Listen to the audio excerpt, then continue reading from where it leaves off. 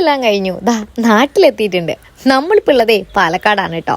ഫ്രഷായി ഒരു ചായയൊക്കെ കുടിച്ചാലോ എന്നുള്ള പ്ലാനിങ്ങിൽ പുറത്തേക്ക് ഇറങ്ങിയപ്പോൾ വഴി മധ്യത്തിൽ നിന്നും കിട്ടിയതാട്ടോ ഈ പട്ടിക്കുട്ടിയെ.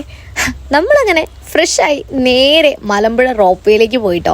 പണ്ടെങ്ങോ ഉണ്ടല്ലോ ഒരു വയനാട് ട്രിപ്പില് എല്ലാവരും സിപ്പ് ലൈനിൽ കയറാൻ വേണ്ടി പോയി. ഞാൻ മാത്രം ഇങ്ങനെ നോക്കി നിന്നു. അന്ന് എനിക്കെന്തോ ഭയങ്കര വലിയ പേടിയായിരുന്നു, അതിൽ നിന്ന് വീഴുവോ അങ്ങനെയുള്ള. അതെല്ലാം പറഞ്ഞിട്ട് ഇപ്പതേ എന്തേലും ആവട്ടെ, എന്താന്ന് പോലും അറിയില്ലെങ്കിലും ഞാൻ ഈ റോപ്വേയിൽ കയറാൻ തീരുമാനിച്ചങ്ങ് ഇറങ്ങിയേക്കുവാട്ടോ. രണ്ടുപേര് റോപ്വേയിൽ കയറി എങ്ങനെ ഉണ്ടാവും, അതാണ് ഇപ്പോഴത്തെ അവസ്ഥ. നമ്മൾ ഒട്ടും എക്സ്പെക്ട് ചെയ്യാത്തൊരു കാര്യം എൻജോയ് ചെയ്യുമ്പോഴുള്ള ഫീലിംഗ് എന്തായിരിക്കും? ഈ ഇരിപ്പൊക്കെ ഉണ്ടല്ലോ വെറും ഒരു ഷോയാ. മുഖത്ത് പേടിയുണ്ടെങ്കിലും അത് പുറത്ത് കാണിക്കുന്നത് അത്ര ശരിയായിട്ടുള്ള കാര്യമല്ലല്ലോ.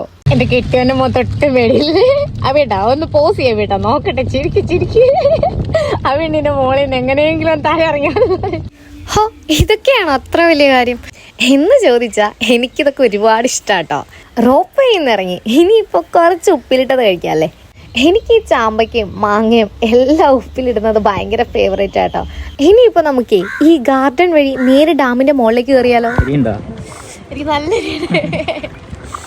ഈ ഉപ്പിലിട്ടതിന് എന്താ ഇത്ര എരിവെന്ന് ചോദിച്ചാൽ സത്യം പറഞ്ഞാൽ എനിക്കറിയില്ല കേട്ടോ.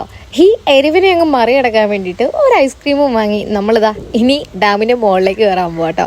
സത്യം പറഞ്ഞാൽ ഇതൊക്കെ വലിയ കാര്യമാണോ? ആയിരിക്കും അല്ലേ? അതോ ഇനി ഞാൻ ഈ മലമ്പുഴ ഡാം ആദ്യമായിട്ട് കാണുന്നതുകൊണ്ടാണോ?